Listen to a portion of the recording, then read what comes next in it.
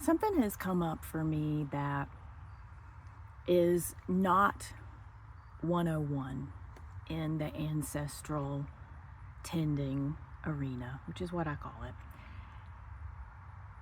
And because it's not 101, I'm making assumptions that people know what I'm talking about. And I want to have a non-101 conversation because I don't think we do very often. What we see online is heavily gate kept with reason. Like, I get it. And still, so many of us lack community that does animistic spirit work at depth, that we don't have people in our immediate space to have these conversations with. And so where are we going to have them? One of the things that I feel like that whole you create your own reality community of the 90s did right, which I think it's incredibly problematic, so don't make assumptions around that. One of the things that I think it did right was convey that we have to state what we need from our allies and ancestors in clarity. And there are a lot of assumptions being made with that. It sounds like really easy on the surface. Well, of course, you need to say what you need. A lot of people say you need to ask for what you need. That is not the same thing.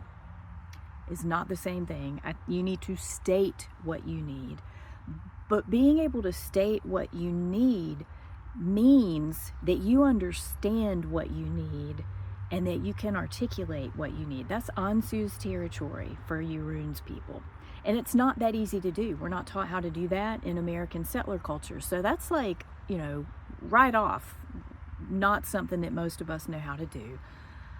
But what I find with ancestor tending is that you have to know what you need and you have to be able to articulate it. It's not exactly a no-brainer.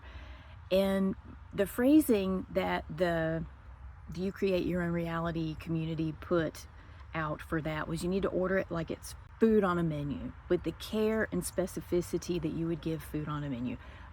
That's like the one thing I think that whole, whatever that was, that whole community did well.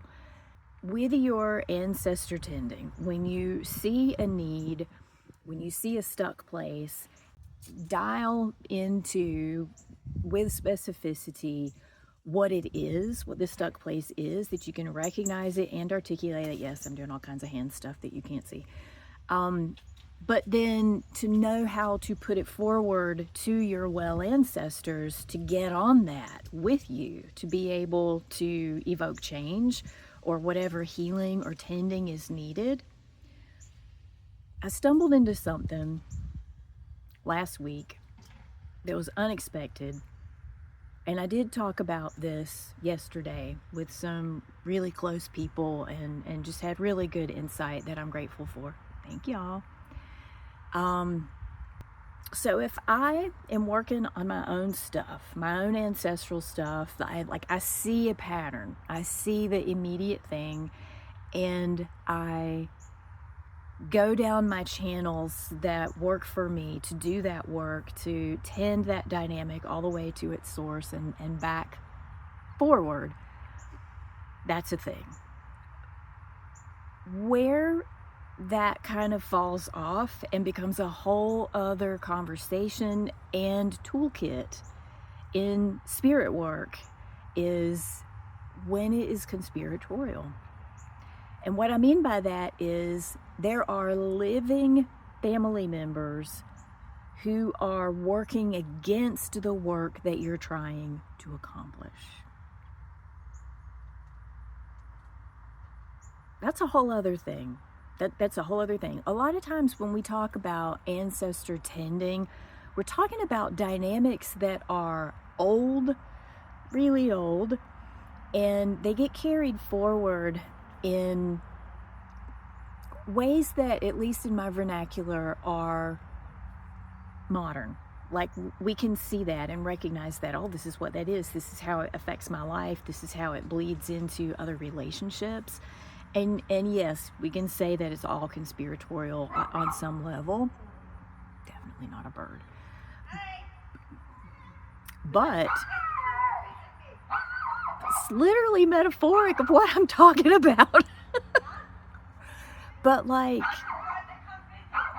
when there are living people in my close etheric web who are either oblivious to this patterning, who are not oblivious but just don't do their own work around it, or not oblivious and don't know how to do that work, but also kind of are like, whatever, that means there's only so much I can do. And that is a conversation that I don't think many people are having about this intersectional component of ancestor tending. I can order it up from a menu all I want. There are living people fucking with the menu.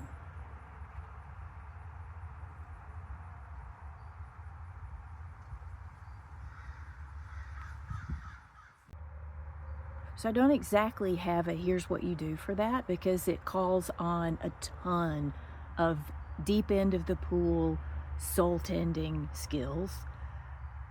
This is why it takes a community. It takes everybody working from within the same container with roots into shared cosmology, drawing together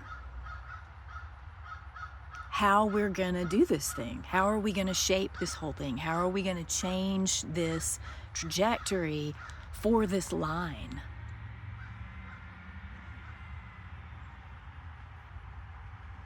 I say this all the time. I say it all throughout, from elder to ancestor. We're not meant to be doing any of this alone. No, we're not ultimately doing it alone, but we're not meant to be doing it without other human persons also up to skills and on the job. And it's not just any humans who are, quote unquote, supposed to be helping us do this. It's family. And so much of the conversation in ancestral healing is like, the only bounds that exist are the ones you can't see beyond. And what I'm discovering is that isn't true. Other people and their actions matter, and they impact what we can accomplish and what we can conceive as a family line, and how that family line affects our individual relationship with the ancestors.